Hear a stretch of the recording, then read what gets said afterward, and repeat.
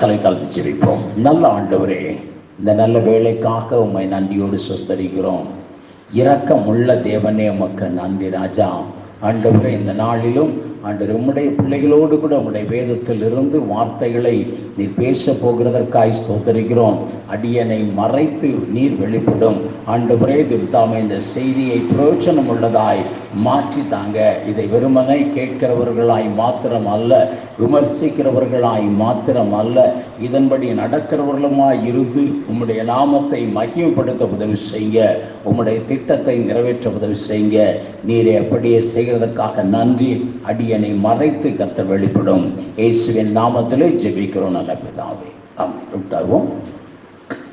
Sunday ஸ்கூலுக்கு போறீங்களா? பிரியமானவர்களே, வேதத்திலே பார்க்கிறோம் வாக்கு தத்தங்கள். இந்த நாட்களிலே எல்லாரும் எதிர்பார்க்கிற ஒரு காரியம், வாக்கு தத்தங்கள் நிறைவேற வேண்டும். வாக்கு தத்தங்களை இன்னைக்கு அநேகமாய் எல்லாம் ஒரு மாதத்தின் ஆரம்பத்திலும் வருடத்தின் ஆரம்பத்திலும் எல்லா நாட்களிலும் வேதத்திலிருந்து வாக்கு தத்தங்களை நமக்கு கொடுத்து கொண்டிருக்கிறோம். வேத வசனங்களை, வாக்கு தத்தங்களை தந்தவர் தேவன். அவர் தந்தவர். அவர் எதனை செய்கிறார்? நிறைவேற்றுகிறவனாய் இருக்கிறார். அந்த வாக்கு தத்தங்கள் எல்லாம் நிறைவேறுகிறதா இருக்கிறது. இந்த வாக்கு தத்தங்கள் நிறைவேறும்படியான காரியங்களில் நம்ம இறங்குவோம் என்றால் நிச்சயமாக நம்முடைய வாழ்க்கை எப்படியா இருக்கும்னா ஒரு ஆசீர்வாதமான வாழ்க்கையா இருக்கும். ஒரு ஆசீர்வாதமான வாழ்க்கையாக இருக்கும். வேதத்திலே அப்படிப்பட்ட ஆசீர்வாதங்களை நமக்கு கொடுத்திருக்கிறது. இங்கே பார்த்தோம் என்றால், கீழாகாமல் நான் உங்களை மேலாக்குவேன், வாலாகாமல் உங்களை என்ன செய்வேன்? தலையாக்குவேன் என்று ஒவ்வொரு விசுவாசிகளும், வேதத்தை படிக்கிற ஒவ்வொருவரும், இயேசு கிறிஸ்துவை ஃபாலோ பண்ணுகிற ஒவ்வொருவரும் தலையாகும்படியாய் தேவன் விரும்புகிறார். அதான் வேதத்திலே சொல்லி இருக்கிற காரியம். வேதத்தின் புருஷர்களை கர்த்தர் அப்படியா என்ன வைத்தார்? தலையாய் மாற்றினார். பிரியமானவர்களே, அதுக்காக தான் வேதத்தில் நமக்கு அவைகள் எழுதப்பட்டிருக்கிறது. அடிமையாய் பிடிக்கப்பட்டு போன தேசத்திலே ஆண்டவர் தானியேல் என்ன செய்தார்? தலையாய் மாற்றினார். தலையாய் மாற்றினார். எல்லாருடைய காலத்திலும், கல்தேயர் ராஜாவின் காலத்திலும், பெரிசியர்கள் காலத்திலும் அவருடைய காரியம் எப்படியா இருந்தது? ஜெயமாய் இருந்ததுன்னு எழுதுகிறார். எந்த ஆட்சி மாறி வந்தாலும் சரி, எந்த ராஜாக்கள் மாறி வந்தாலும் சரி, தானியேலுடைய நிலையை யாரும் என்ன செய்ய முடியல? அசைக்க முடியல. பிரியமானவர்களே, கீழாக இருந்த அவர் மேலாக உயர்ந்து கொண்டே சென்றார் என்று வேதம் சொல்லுகிறது. அதே போலதான் பார்க்கிறோம், தேவன் உயர்த்தி வைத்த யோசேப்பு கடைசி வரை, அவருடைய மரணம் வரை அவர் எப்படித்தான் இருந்தார்? உயர்ந்த ஒரு ஸ்தானத்திலே தான் இருந்தார். உயர்ந்த ஒரு ஸ்தானத்தில் இருந்தார். வேதம் அப்படியாய் சொல்லுகிறது. பிரியமானவர்களே, நம்மை தேவன் அதற்காகத்தான் அழைத்திருக்கிறார். தேவனுடைய திட்டங்கள் என்ன, என்னை குறித்த தேவனுடைய சித்தம் என்ன, என்னை குறித்த தேவ காரியம் என்னன்னு ஒவ்வொருவரும் நம்ம என்ன செய்யறோம்? கேட்டுக்கொண்டே இருக்கிறோம். தேவ திட்டம் இதுதான். உங்களை கர்த்தர் அழைத்து உங்களை ஆசீர்வதித்து, இந்த இயேசு ஆசீர்வதிக்கிறவர் என்று மக்களுக்கு என்ன செய்கிறார்? மற்றவர்களுக்கு காண்பிக்கும்படியாய் விரும்புகிறார். இதுதான் ஒவ்வொருவரை குறித்த தேவ திட்டமாய் இருக்கிறது. அல்லேலூயா, ஹல்லேலூயா. இதுதான் நம்மை குறித்த திட்டம். தேவன் அப்படியாய் முதல் சுவிசேஷம் சொல்லும்படியாய் ஆபிரகாமை அழைத்தார், ஆபிரகாமை ஆசீர்வதித்தார். ஆபிரகாமின் தேவனே மெய்யான தேவன் என்பதை என்ன செய்றாங்க? அறிந்து கொள்ள வேண்டும் என்பதுதான் தேவ திட்டமாய் இருக்கிறது. நம்முடைய வாழ்விலே, நம் ஒவ்வொருவருடைய வாழ்விலும் தேவன் என்ன செய்கிறார்? அதிசயங்களை செய்கிறார். நம்ம கையின் பிரயாசங்களை ஆசீர்வதிக்க விரும்புகிறார். நம்முடைய களஞ்சியங்களை கர்த்தர் ஆசீர்வதிக்க விரும்புகிறார். அப்பதான் நம்ம மற்றவங்களுக்கு சொல்ல முடியும், இந்த இயேசு ஆசீர்வதிக்கிறவர். இன்னைக்கு சாட்சிகளை நீங்கள் எடுத்து பார்த்தோம் என்றால் கூட அநேக சாட்சிகள், எல்லா சாட்சிகளும் எப்படியா இருக்கிறது? நான் வியாதியா இருந்தேன், இந்த இயேசு எனக்கு சுகம் கொடுத்தார். தேவனை மகிமைப்படுத்துகிறது. அதனால்தான் அந்த வியாதியா இருக்கிறவர்கள் இயேசுவை பற்றி பிடிக்கிறதற்கு ஏதுவாய் இருக்கிறது. நான் ஒன்று நெருக்கத்தில் இருந்தேன், தேவன் எனக்கு விசாலத்தை கட்டளையிட்டார். இதுதான் பிரியமானவர்களை சாட்சி. அதனால நம்முடைய அழைப்பு நம்ம அப்படியே இருக்கிறதற்காக அழைக்கப்படலை, நம்ம மேலாய் நிற்பதற்காக என்ன செய்கிறார்? தேவன் நம்மை அழைத்திருக்கிறார். ஏதோ ஒரு வழியிலே உங்களை ஆசீர்வதித்து உங்களை மேலாக்க அவர் விரும்புகிறார். பிரியமானவர்களே, இதுதான் தேவ திட்டமா இருக்கிறது என்று வேதம் முழுவதுமாய் நம்ம என்ன செய்யலாம்? வாசித்து அறிந்து கொள்ளலாம். உங்களுக்கு இவ்வளவு பெரிய உயர்வு எப்படி வந்தது, அல்லது இப்படிப்பட்ட சுகம் உங்களுக்கு எப்படி வந்தது, நீங்கள் இப்படி இருக்கிறீங்க அப்படின்னு சொன்னா, இயேசு எனக்கு சகாயராய் இருந்து அதை செய்தார்னு சாட்சி சொல்லுவதற்காக தான் கர்த்தர் அதை வைத்திருக்கிறார். அதனால்தான் ஆரம்பத்தில் பார்த்தோம் என்றால், தேவ பிள்ளைகள் முதல்ல எப்படித்தான் காணப்படுகிறோம்? ஒரு கீழே தான் காணப்படுகிறோம். தேவன் நம்மை உயர்த்துகிறவனாய் இருக்கிறார். இந்த வேளையில் பார்க்கிறோம், வேதத்திலே இன்னும் இப்படியாய் நிறைய வாக்குத்தத்தங்கள் கொடுத்திருக்கிறது. பிரியமானவர்களே, வாக்குத்தத்தங்கள் கொடுத்திருக்கிறது. இன்னும் பார்த்தோம் என்றால், சில வாக்குத்தத்தங்கள், சில காரியங்கள், சில வசனங்கள் நம்மளால என்ன செய்ய முடியல, இவைகள் எல்லாம் நடக்குமா என்று நினைக்கிற அளவிற்கு வசனங்கள் கொடுக்கப்பட்டிருக்கிறது. இவைகள் எல்லாம் நடக்காது அப்படின்னு நம்ம என்ன செய்கிறோம்? ஒரு முடிவுக்கு வந்து விடுகிறோம். பல காரியங்கள் எப்படி சொல்லுவோம்? ஒரு உதாரணத்திற்கு இந்த எடுத்து பார்த்தோம்னாலும், சங்கீதங்களின் புஸ்தகம் 103 அதிகாரம் 5 உன் வயது திரும்ப வால வயது போல மாறும் என்று வேதத்திலே சொல்லி இருக்கிறது. வாசிங்கவும்.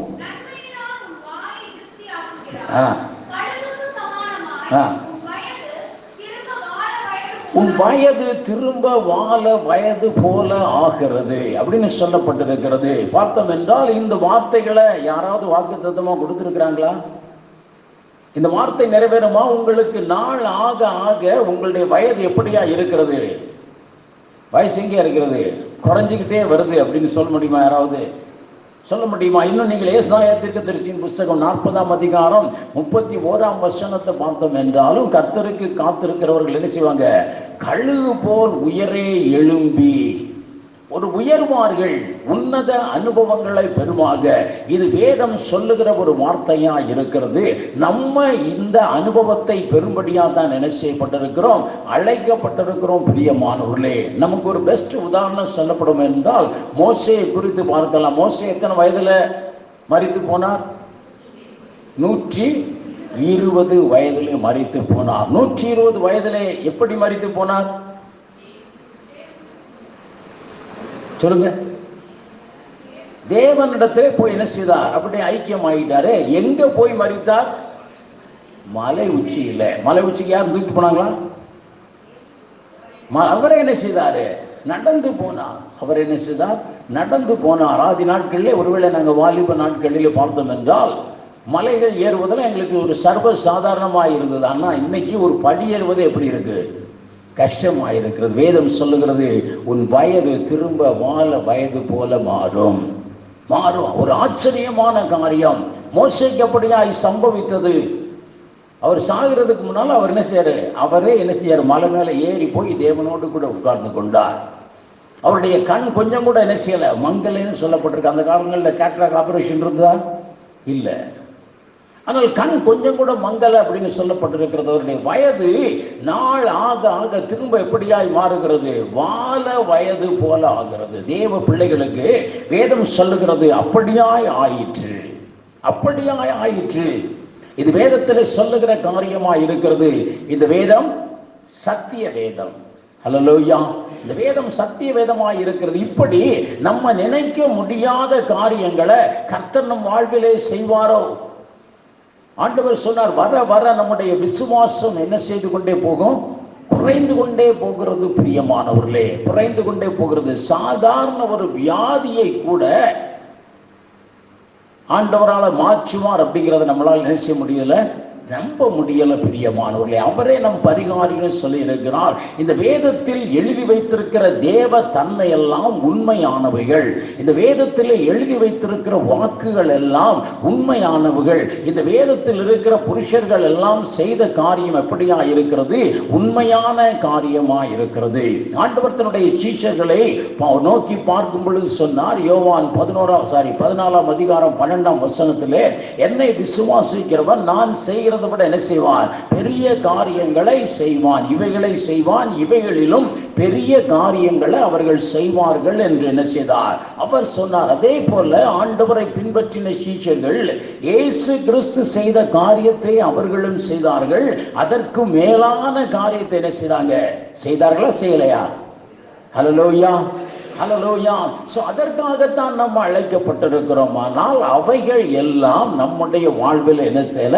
நிறைவேறவில்லை. பிரியமானவர்களே, ஒரு வாக்குத்தத்தம் கடந்த ஆண்டிலே கொடுத்திருக்கார். சாதாரண ஒரு வாக்குத்தத்தம் நிறைவேறதுக்கு எப்படி இருக்கிறது? ரொம்ப கஷ்டப்பட வேண்டியது இருக்கிறது. சாதாரண ஒரு வியாதி மாறுவதற்கு என்ன செய்ய வேண்டியது இருக்கிறது? ரொம்ப கஷ்டப்பட வேண்டியது இருக்கிறது.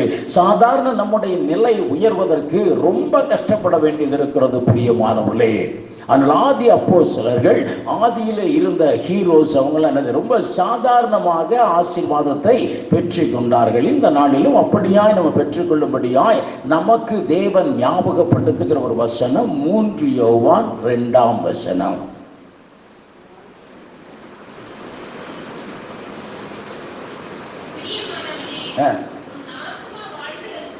உன் ஆத்துமா வாழ்கிறது போல நீ எல்லாவற்றிலும் வாழ்ந்து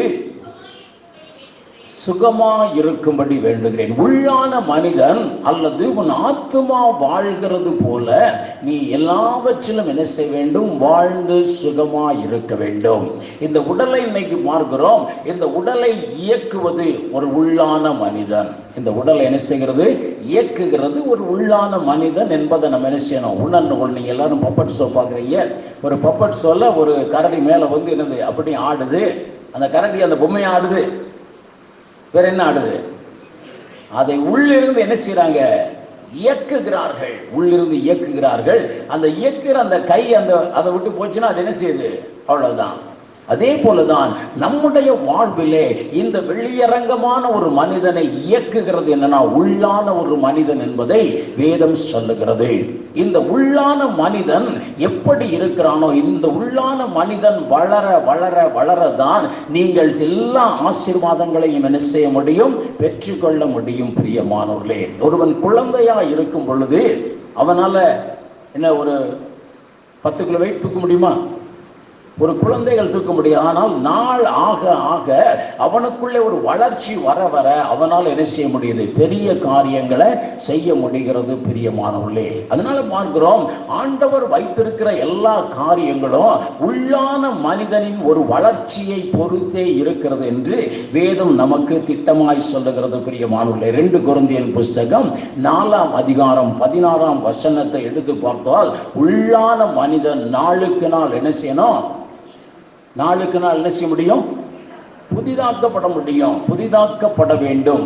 அப்படி புதிதாக்குகிற வேளையில தான் பெரிய காரியங்களை அவர்கள் செய்தார்கள். பவுல் அப்போஸ்தலர் தன்னை குறித்து சொல்லுகிறார், ஒரு மனுஷன் 3ஆம் வானம் வரைக்கும் எடுத்துக்கொள்ளப்பட்டான் என்று எழுதுகிறார். இப்படி எடுத்துக்கொள்வதற்கு நம்ம சாதாரணமா உங்களுக்கு சொல்லுகிறேன், இப்படி எடுத்துக்கொள்வதற்கு எது தேவை? எப்படி ஜெபித்து கொண்டிருக்கிற நீங்க, ஜெப நிலையில இருக்கிற நீங்க, அப்படியே 3ஆம் வானம் வரைக்கும் ஆவியில எடுத்துக்கொள்ளப்படணும்னா என்ன தேவை? என்ன தேவை? என்ன தேவை? என்ன தேவை? எப்படி எடுத்துக்கொள்ள முடியும்? அவர் சொல்கிறார், அவர் சரீரத்தில் இருந்தாரா சரீரத்தில் இல்லையா எனக்கு தெரியாது, ஆனால் உண்மை. அப்படி எடுத்துக்கொள்ளப்படணும்னா என்ன நடக்கணும்? உங்கள் உள்ளான மனிதன் பலனடையணும். அது ஒரு உள்ளான மனிதனால் தான் முடியும். தேவன் நமக்கு கொடுத்த ஆவியினால் தான் முடியும். தேவன் நமக்கு கொடுத்த ஆத்மானால முடியும். இந்த ஆவி ஆத்மா சேர்ந்தது தான் உள்ளான மனிதன். இன்னைக்கு பார்க்கிறோம், நிறைய கேள்விப்படுகிறோம். ஒரு மனிதனுக்கு ஆவி ஆத்மா சரீரம் அப்படின்னு சொல்றாங்க. சிலர் சொல்றாங்க ஆவியும் ஆத்மாவும் ஒண்ணுங்கிறாங்க. சிலர் சொல்றாங்க ஆவி வேற ஆத்மா வேறங்கிறாங்க. என்னைக்கோ இந்த ஆவி ஆத்மா சேர்ந்ததுதான் உள்ளான மனிதன். புறம்பான மனிதன் நமக்கு தெரியும், இந்த மாம்சத்தினால் ஆனவன். இந்த புறம்பான மனிதனுடைய வளர்ச்சியினாலே என்ன செய்ய முடியாது? பெரிய காரியங்கள் நடைபெற முடியாது. பிரியமானவர்களே, இந்த மனிதனுடைய காரியங்கள் எல்லாம் வளர வளர வளர அப்படி வளர்ச்சி கூடிக்கிட்டே போகும். ரொம்ப வளர்ந்தவன் என்ன செய்யணும், திரும்ப வளர்ச்சி என்ன செய்கிறது, குறைந்து வந்து கொண்டே இருக்கிறது. ஆனால் உள்ளான மனிதன் ஒரு பலமுள்ள ஒரு மனிதனாய் மாற வேண்டும். இந்த உள்ளான மனிதனுடைய வளர்ச்சி தான் உங்களுக்கு பெரிய காரியங்களை என்ன செய்ய முடியும், செய்ய முடியும் பிரியமானவர்களே. ஹல்லேலூயா, ஹல்லேலூயா. விசுவாசத்திற்கும் சரீரத்தின் பலனுக்கும் சம்பந்தம் உண்டா? சம்பந்தம் உண்டா? ஆண்டவர் சொன்னார், உனக்கு கடுகளவு விசுவாசம் இருந்தாலும் இந்த மலையை பார்த்து பெயர்ந்து சமுத்திரத்தை தள்ளுண்டு போனா அது என்ன செய்யும், அது தள்ளுண்டு போகும். அப்ப ஒருவேளை பலசாலி மாத்திரம் தான் அதை செய்ய முடியுமா? இல்ல. இந்த வார்த்தைகளுக்கும் என்ன செய்ய முடியும், இந்த வார்த்தைகளுக்கும் சரீரத்திற்கும் என்ன இல்லை, சம்பந்தம் இல்லை. உள்ளான மனிதனுக்கும் அதுக்கு தான் எப்படி இருக்கிறது, சம்பந்தம் இருக்கிறது. ஒரு பிசாசு பிடித்த ஒரு மனிதனை சீஷர்கள் என்ன செஞ்சாங்க, விரட்டினார்கள். அது அவர்களுடைய சரீர பலத்தினாலா? இல்ல. எந்த பலத்தினாலே? உள்ளான மனிதனின் பலன். ஹல்லேலூயா, ஹல்லேலூயா. அதை உணர்றீங்களா? அது சரிதானா? இது சரின்னு சொல்றதுக்காகத்தான் நான் சொல்லுகிறேன். உள்ளான மனிதனிலே உள்ள ஒரு பலன், அவன் நாளுக்கு நாள் பலனாய் மாற வேண்டும். அதான் பவுல் அப்போஸ்தலர் சொல்கிறார், காலத்தை பார்த்தா நீங்க ரட்சிக்கப்பட்டு இத்தனை காலங்களாகி நீங்க இன்னும் எப்படியா இருக்கீங்க, இன்னும் எப்படியா இருக்கீங்க, குழந்தையா இருக்கிறீங்க. உள்ளான மனிதனிலே ஒரு பலன் வரவில்லை. உள்ளான மனிதனிலே என்ன இல்லை, ஒரு வளர்ச்சி வரவில்லை பிரியமானவர்களே. ஒரு வளர்ச்சி வரல. இதுவரைக்கும் இத்தனை காலங்கள் ரட்சிக்கப்பட்டு இத்தனை காலங்கள் ஆயிற்று. ஏதாவது ஒரு வரங்கள் உங்களுக்குள்ளே உண்டாயிற்றா? ஏதாவது ஒரு புது கிருபை உங்களுக்குள்ளே உண்டாயிற்றா? ஏதாவது ஒரு புது அனுபவம் உங்களுக்குள்ளே உண்டாயிற்றா? அப்படின்னா என்ன இல்லை, என்ன சொல்ல போறோம், என்ன சொல்ல போறோம், சொல்லுங்களேன். நெகட்டிவ் ஆன்சர் தான் கொடுக்க போகிறோம். 1984 ஒரு இடத்துல ஒரு ரெட்ரீட்டுக்காக போயிருக்கும் பொழுது அங்கே அதை நடத்தின ஒரு நல்ல ஒரு முதிர்ந்த ஆவிக்குரிய ஒருத்தர் கேட்டார். நாங்கள் ஒரு 52 பேர் கூடியிருந்தோம். அவர் முதல்ல கேட்டது தான், யாராவது ஒருவர் உங்களிலே இதுவரைக்கும் ஒரு தேவ தூதனை தரிசித்திருக்கிறீர்களான்னு கேட்டார். அங்க இருந்தவங்களும் சொன்னாங்க, நாங்கள் அவ்வளவு நேரம் ஜெபிக்கிறோம், அவ்வளவு நேரம் ஜெபிக்கிறோம், ஆனால் இந்த அனுபவம் இல்லை, இந்த அனுபவம் இல்லை. தேவதூதனை தரிசித்த அனுபவம் இல்லை, ஒரு தரிசனம் அப்படிங்கிற அனுபவம் நமக்கு இல்லை. காரணம், உள்ளான மனிதன் இன்னும் எப்படி இல்லை, வளரவில்லை. உள்ளான மனிதன்ல என்ன இல்லை, ஒரு வளர்ச்சி இல்லை. இன்னைக்கு வாக்குத்தத்தங்கள் நம்ம உலகத்தில இயற்கைக்கு மாறான அற்புதங்களை கர்த்தர் உங்களுக்கு செய்ய விரும்புகிறார். இயற்கைக்கு மாறான ஒரு வளர்ச்சியை நீங்கள் பெற கர்த்தர் விரும்புகிறார். இதற்கு அவர் சொல்லுகிற காரியம், உங்கள் உள்ளான மனிதன் என்ன செய்யணும், நாளுக்கு நாள் பலனடையணும் பிரியமானவர்களே. உங்கள் உள்ளான மனிதன், ரோமருக்கு எழுதிய நிருபம் 12ஆம் அதிகாரம் 2ஆம் வசனத்தை பார்த்தோம் என்றால், உள்ளான மனம் புதிதாக வேண்டும் என்று சொல்லுகிறார். உள்ளான மனிதன், மனம், ஆவி, ஆத்மா இவைகள் எல்லாம் உள்ளே இன்னல்ல இருக்கக்கூடிய ஒரு காரியங்களை குறித்திருக்கிறார். இவை வாழுவது போலதான் நம்ம என்ன செய்ய முடியும், எல்லாவற்றிலும் வாழ முடியும். இவைகள் ஒரு சரியான வளர்ச்சியை ஏற்ற காலத்தில் பெற்றிருக்கும் என்றால், ஏற்ற காலத்தில் பெற்றிருக்கும் என்றால் வாக்குத்தத்தங்கள் நம்முடைய வாழ்வில் என்ன செய்யும், நொடியிலே நிறைவேறும். ஹல்லேலூயா, ஹல்லேலூயா. நாம் பார்க்கிறோம், ஒரு குழந்தை பிறந்திருக்கிறது. பிறந்த உடனே சொல்லுகிறோம், இத்தனை நாள் கழித்து பிள்ளை என்ன செய்யணும், குப்பர விடணும் அப்படின்னு ஒரு திட்டத்தை சொல்றோம். இத்தனை மாதங்கள் கழித்து பிள்ளை என்ன செய்யணும், முட்டு கொடுத்து நகரணும், தவழணும். இத்தனை மாதங்களில் அது எழுந்து உட்காரணும். இத்தனை மாதங்களான அது நடக்கணும், அது எட்டு வைக்கணும். இத்தனை மாதத்தில் அதற்கு பல்லு முளைக்கணும். இத்தனை வருஷத்துல அது நடக்கணும். இதெல்லாம் நம்ம என்ன செய்கிறோம், இந்த உலக பிரகாரமாய் நம்ம கணக்கு வைத்து அதிலே ஏதாவது ஒரு குறை இருக்கும் என்றால் நம்ம என்ன செய்கிறோம், உடனே டாக்டர் இடத்துல பார்க்கிறோம், என் பிள்ளை இன்னும் பேசல, என் பிள்ளை இன்னும் நடக்கல சொல்லுகிறோம் பிரியமானவர்களே. இதே போலதான் ரட்சிக்கப்பட்ட நாளிலிருந்து உங்களுடைய உள்ள இன்னர், அந்த உள்ளான ஒரு மனிதனிலே வளர்ச்சி இருக்கணும் பிரியமானவர்களே. நீங்கள் ரட்சிக்கப்பட்ட இத்தனை மாசத்திற்குள்ளே நீங்கள் அபிஷேகத்தை பெற்றிருக்க வேண்டும். அபிஷேகத்தை பெற்ற இத்தனை வருடங்களுக்குள்ளாய் நீங்கள் கிருபைகளை பெற்றிருக்க வேண்டும். இத்தனை வருடத்திற்குள்ளே இன்னென்ன நடக்க வேண்டும் என்று ஒரு திட்டம், எப்படி ஒரு புறம்பான ஒரு மனிதனுக்கு நம்ம ஒரு திட்டம் வைத்திருக்கிறோமோ, அதே போல நம்முடைய ஒரு ஆவிக்குரிய ஒரு மனிதனுக்கு, ஒரு இன்னர் மனிதனுக்கு தேவன் ஒரு கணக்கு வைத்திருக்கலாம். அதனால்தான் இங்கே ஆவியானவர் யோவான் சீஷர் மூலமாய் சொல்லுகிறார், உன் ஆத்துமா வாழ்கிறது போல நீ எல்லாவற்றிலும் என்ன செய்யணும், வாழ்ந்து சுகமாய் இருக்கணும். அப்ப இன்னைக்கு பார்க்கிறோம், வாக்குத்தத்தங்கள் நிறைவேறுவதற்கும் நம்ம தேவனிடத்திலிருந்து பெற்றுக்கொள்வதற்கும் இயற்கைக்கு மாறான அதிசயங்கள் நம்மில் நடைபெறுவதற்கும் இயற்கைக்கு மாறான ஒரு காரியம் நம் மூலமாய் நடைபெறுவதற்கும் இன்னர் மேன் நாளுக்கு நாள் என்ன செய்யணும், வளர வேண்டும். நம்முடைய அந்த கரிசனை எதை குறித்து தான் இருக்கணும், உள்ளான மனிதனை குறித்த ஒரு கரிசனையா இருக்கணும். உள்ளான மனிதனை குறித்த ஒரு கரிசனையா இருக்கணும். ஒரு பார்த்து ஏன் சோர்ந்து இருக்கிற, ஏன் சோர்ந்து போயிருக்க, நல்லா சாப்பிடு. இன்னைக்கு அம்மா சொல்ற காரியம் தான், ஏன் இப்படி இருக்கிற, நல்லா சாப்பிடு. சோர்ந்து போய் இருக்கிறதன் காரணம் ஒருவேளை உள்ளான மனிதனில் சரியான ஒரு வளர்ச்சி இல்லாமல் இருக்கலாம். அதுக்கு போய் புரோட்டாவும் கறியும் சேர்த்து சாப்பிட்டுக்கிட்டு இருந்தா என்ன ஆகும், பிரஷர் வேற ஏதாவது தான் பிரச்சனை ஆகும். உள்ளான மனிதனுடைய வளர்ச்சியிலே கொஞ்சம் நம்ம என்ன செய்யணும், கவனம் செலுத்த வேண்டும். இன்னைக்கு அதை குறித்து 1-2 காரியங்களை நம்ம பார்க்கலாம். இந்த உள்ளான மனிதன் வளர்ந்தான் என்றால், இந்த உள்ளான மனிதனிலே ஒரு வளர்ச்சி இருக்கும் என்றால், நம்முடைய வாக்கு தத்தங்கள்லாம் என்ன செய்யும், நொடியிலே நிறைவேறும். நொடியிலே என்ன செய்யும், நிறைவேறும். பிரியமானவர்களே, முதலாவது பார்க்கிறோம், இந்த உள்ளான மனிதனுக்குள்ளே ஒரு வளர்ச்சி வரும்னா ரட்சிக்கப்பட்டவர்களுக்கு தான் இந்த வளர்ச்சி என்ன செய்யும், ஆரம்பமாகும்.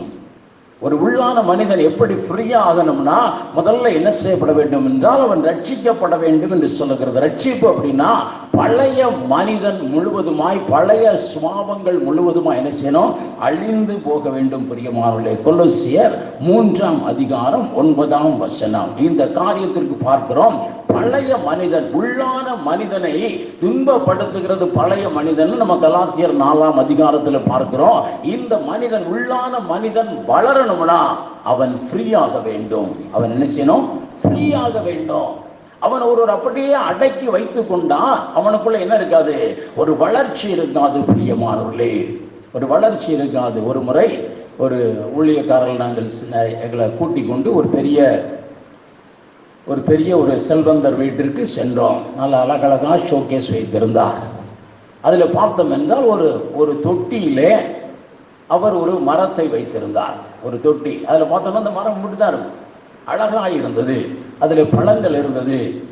ஆனால் அவங்க பார்த்தோம்னா இயற்கையாக இருந்தது. இது என்னன்னு கேட்ட பொழுது அவர் சொன்னார், ஆலமரம்னு சொன்னார். நாங்கள் ஆச்சரியப்பட்டு போனோம். ஆலமரம் எப்படி வளர வேண்டிய மரம்? ஆலமரம் பார்த்துருக்கீங்களா தம்பி? ஆலமரம் பார்த்துருக்கீங்களா? எப்படி இருக்கும்? வாழைமரம் போல இருக்குமா? ஆலமரம் என்ன செய்யும், அது ஒரு பெரிய மரமாக இருக்கும். பெரிய மரம், அவ்வளவு பெரிய மரம். ஆனால் இவர் சொல்லுகிறார், இத்தனை வருடங்கள் ஆகியும் அழகுக்காக இந்த ஆலமரத்தை என்ன செய்யறாங்க, சின்னதாய் வளர்த்திருக்கிறாங்க.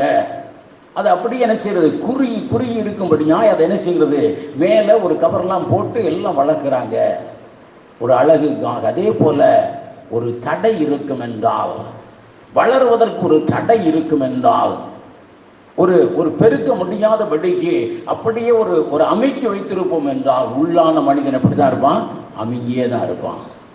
இன்னைக்கு சில பிள்ளைகள் சொல்றோம், அதை சரியான முறையிலே பராமரிக்கிறதுனாலே ஒரு லேட்டான ஒரு வளர்ச்சின்னு சொல்லுகிறோம்.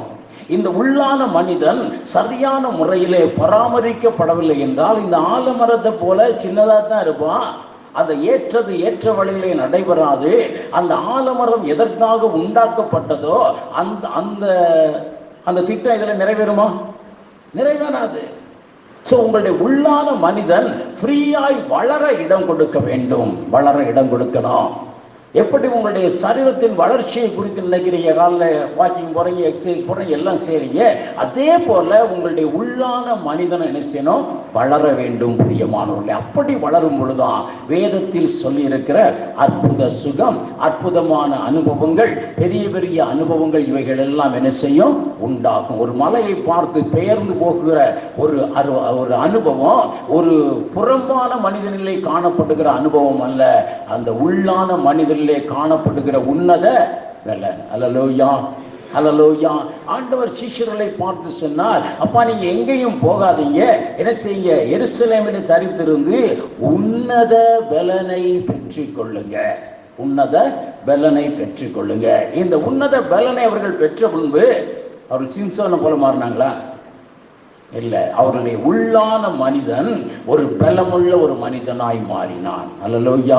அந்த உள்ளான மனிதனிலே ஒரு பலன் காணப்பட்டது. பிரியமானவர்களே, மலைகளை பெயர்க்கத்தக்க பலன், வியாதிகளை அகற்றும்படியான ஒரு பலன், சத்துருவை கட்டும்படியான ஒரு பலன், இவைகள் எல்லாம் உள்ளான மனிதனுக்கு கொடுக்கப்படுகிறது. இதைத்தான் ஆண்டவர் சொன்னார், உன்னதத்திலிருந்து வருகிற பலன் என்று சொல்லுகிறார். இந்த பலன் உள்ளான மனிதனை தான் பலப்படுத்தும். பிரியமானவர்களே, பரிசுத்தாவி உங்களிடத்தில் வரும் பொழுது நீங்கள் பலன் அடைந்து, அது வரைக்கும் 20 கிலோ தூக்கணுங்க. பரிசுத்தாவி உங்களுக்குள்ள வந்தாலும் 50 கிலோ தூக்க முடிஞ்சா? ஆவியின் அபிஷேகத்தை பெற்ற அனுபவம் உள்ளவங்க நீங்க சொல்லுங்க. ஆவி உங்களை நிரப்பின பொழுது அதற்கு முன்னால் நீங்க கொஞ்சம் வேலை தான் செஞ்சீங்க, அதுக்கு பிறகு நீங்க ரொம்ப வேலை செய்ய முடிஞ்சா? 50 கிலோ தூக்குனீங்களா? இல்லை. அது உள்ளான மனிதனை பலப்படுத்துகிறது. அல்லேலூயா. இந்த உள்ளான மனிதன் பலப்படுறா முதல்ல பார்க்கிறோம், பழைய மனிதனை புறம்பே தள்ள வேண்டும். பழைய மனிதனை, நம்முடைய பழைய சுபாவங்களை, பழைய பழக்க வழக்கங்களை நம்ம என்ன செய்யணும்? புறம்பே தள்ளி உள்ளான மனிதன் எழும்பி நிற்கும்படியாய் நம்ம என்ன செய்யணும்? உதவி செய்யணும். பிரியமானவர்களே, கொலோசியர் 3:9 வசனத்தை வாசிங்க.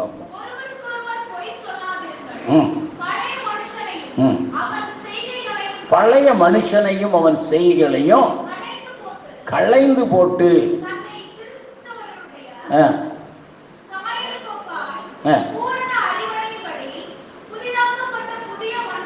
புதிய மனுஷனை தரித்துக் கொள்ளுங்க. பழைய மனிதனை, பழைய சுபாவங்களை, பழைய செய்கைகளை, பழைய விருப்பங்களை, பழைய கோல், பழைய விருப்பங்களை, பழைய ஒரு நீங்க கோல் என்ன சொல்றது, பழைய ஒரு இலக்கை என்ன செய்யுங்க? தள்ளிவிட்டு தேவன் கொடுக்கிற புதிய மனிதனை தரித்துக் கொள்ளுங்க. இதுதான் ரட்சிப்பின் அனுபவத்திலே வருகிற காரியம். பிரியமானவர்களே, ரோமர் 6:6 வாசித்தோம் என்றால் அது சொல்லுகிறது, பழைய மனுஷனை என்ன செய்யுங்க? பழைய சுபாவங்களை சிலுவையிலே முழுவதுமாய் அறைந்து அதை என்ன செய்யுங்க? கொன்று போடுங்க. பழைய செய்கைகளை கொன்று போடுங்க, பழைய சுபாவங்களை கொன்று போடுங்க, பழைய விருப்பங்களை கொன்று போடுங்க. அதை அழித்து போட்டாதான் உள்ளான மனிதன் என்ன செய்ய முடியும்? நாளுக்கு நாள் புதிதாய் மாற முடியும். பிரியமானவர்களே, உள்ளான மனிதன் நாளுக்கு நாள் ஒரு புதிதாய் மாற வேண்டும் என்றால் நீங்க பழைய மனுஷன் என்ன செய்யணும்? முழுவதுமாய் அகற்ற வேண்டும். பிரியமானவர்களே, கலாத்தியர் 4:29-30 வசனத்திலே ரொம்ப தெளிவாய் சொல்லப்பட்டிருக்கிறது. வாசிங்காவும் சகோதரர்கள் ஒருத்தர் வாசிங்க. கலாத்தியர் 4:29.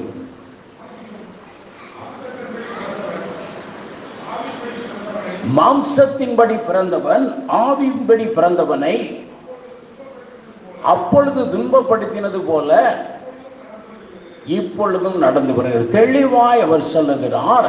அந்த நாட்களிலே அந்த திரும்ப ஒரு தடவை வாசிங்க. மாம்சத்தின்படி பிறந்தவன் ஆவியின்படி பிறந்தவனை அப்பொழுது துன்பப்படுத்தினது போல இப்பொழுதும் மாம்சத்தின்படி பிறந்தவன் இந்த புறம்பான சரீரம், ஆவியின்படி பிறந்தது என்னது? இன்னர் மேன், உள்ளான மனிதன். அப்ப அந்த உள்ளான மனிதன் வளர முடியாதபடிக்கு இந்த மாம்சம் அன்னைக்கு என்னது? துன்பப்படுத்தினது போல இன்றைக்கும் துன்பப்படுத்தி கொண்டிருக்கிறது. அப்படின்னா இந்த மாம்சம், இந்த ஆவியானது வளர முடியாதபடிக்கு என்ன செய்கிறது? தடை செய்கிறது. இதுதான் கவனிக்க சொல்லுது. மாம்சத்தின் தேவைகளை தான், நம்ம புறம்பான மனிதனின் தேவைகளை தான் இன்னைக்கு நம்ம செய்து கொண்டிருக்கிறோம், நம்ம சந்தித்து கொண்டிருக்கிறோம். பிரியமானவர்களே, இந்த ஞாயிற்றுக்கிழமை ஒரு நாள் தான் நம்ம என்ன கொடுக்கிறோம்?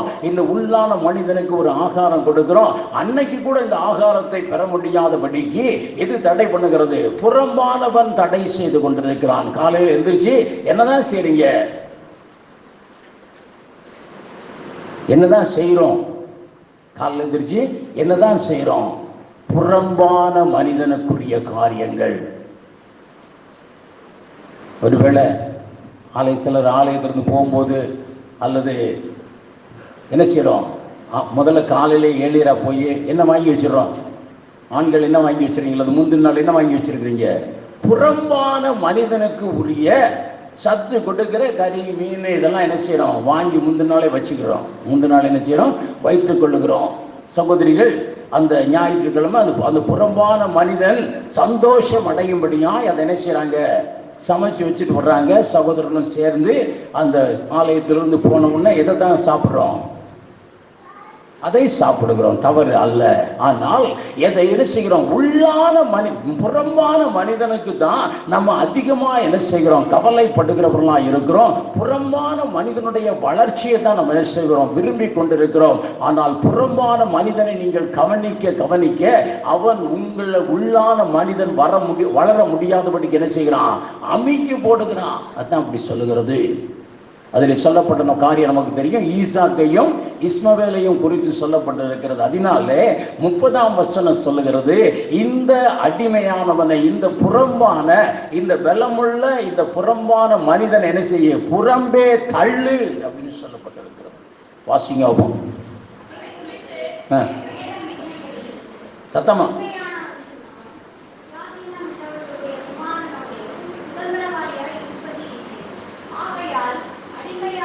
அடிமையானவனையும் அவனுடைய மகனையும் புறம்பே தள்ளு. உள்ளான மனிதன் வளரும்படியாய் அதற்கு இடம் கொடுங்க.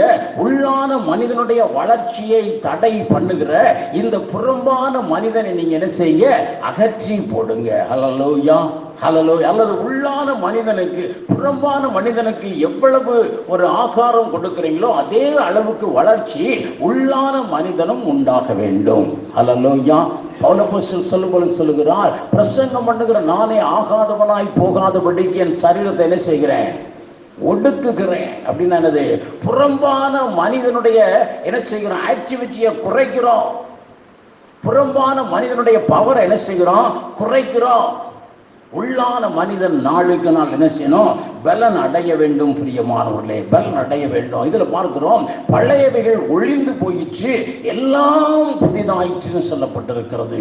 எல்லாம் புதிதாயிற்றுன்னு சொல்லப்பட்டிருக்கிறது. இங்கே பார்க்கிறோம். அதே 1 கொரிந்தியர் 5ஆம் அதிகாரம் 6, 7ஆம் வசனங்களில் பார்த்தோம் என்றால், கொஞ்சம் புளிச்ச மாவு இருந்தா அது புதிதாய் பிணைந்த எல்லா மாவையும் என்ன செய்கிறது? என்ன செய்கிறது? புளிக்க பண்ணுகிறது. கொஞ்சம் புளிச்சாதான் எல்லாம் என்ன செய்யும்?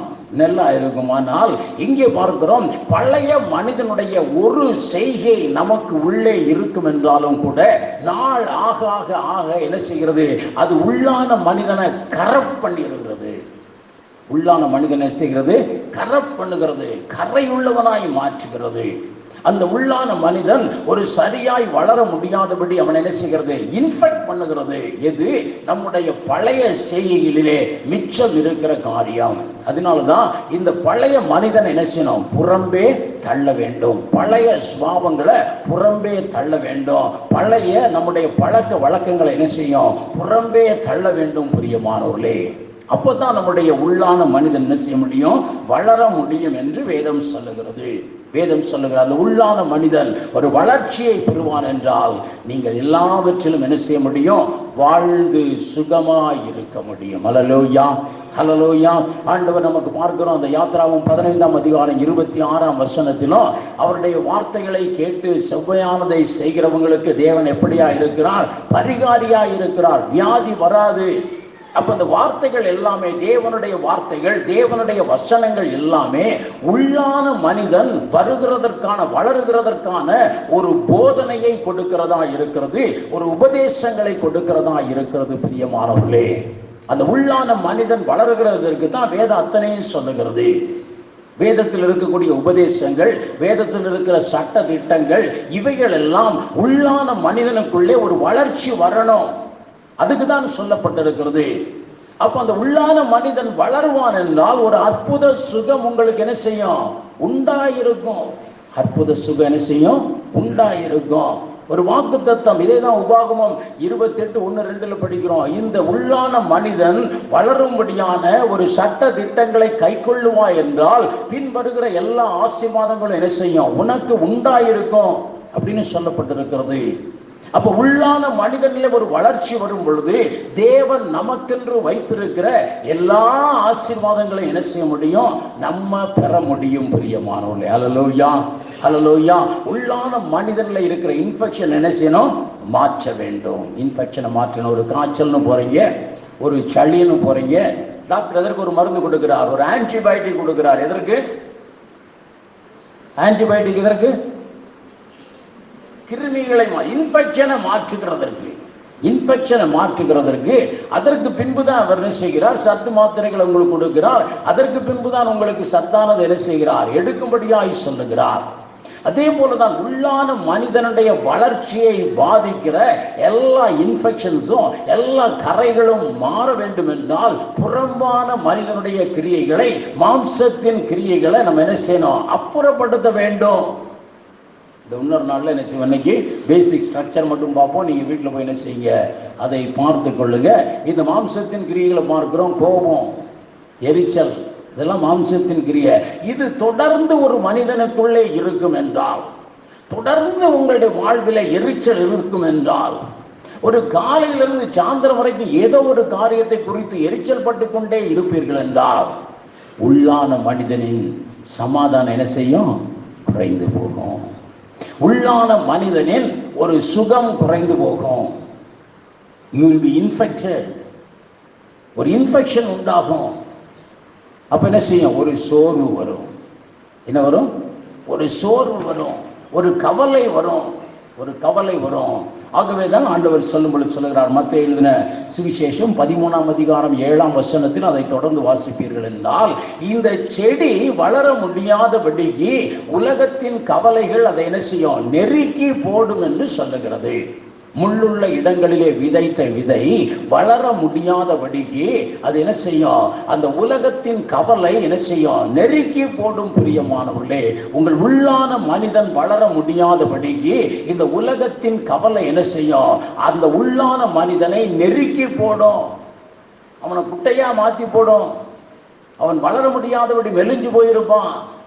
அப்போ உங்களால் எந்த ஆசீர்வாதத்தை, உன்னத ஆசீர்வாதங்களை என்ன செய்ய முடியாது? நம்மாலே பெற்றுக்கொள்ள முடியாது. ஹல்லேலூயா, ஹல்லேலூயா. சகோதரர், கவனிக்கிறீங்களா?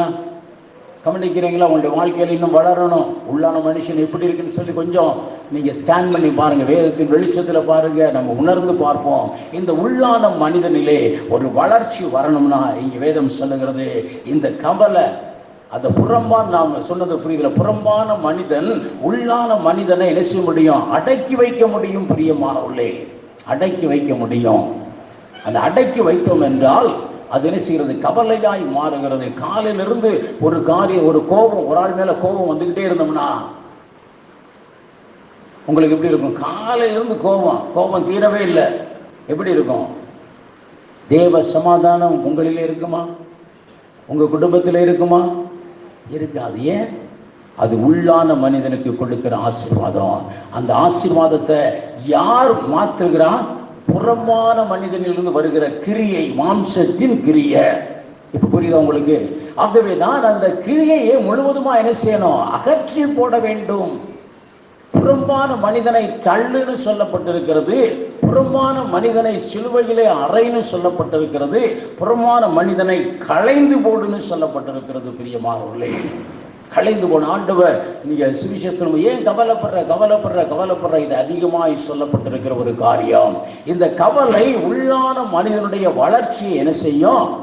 குறைத்து போடும். ஹல்லேலூயா, ஹல்லேலூயா. உள்ளான மனிதனின் வளர்ச்சி இருந்தால் தான் நீங்க தேவ ஆசீர்வாதங்களை என்ன செய்ய முடியும்? பெற்றுக்கொள்ள முடியும். புறம்பே தள்ளுகிற காரியத்தை பார்த்தோம். அடுத்து சுருக்கமாய் 1-2 காரியங்களை பார்த்தோம். 2வது பார்க்கிறோம், அப்படி என்றால் இந்த உள்ளான மனிதன் வளருகிறதற்கான ஒரு சில காரியங்கள்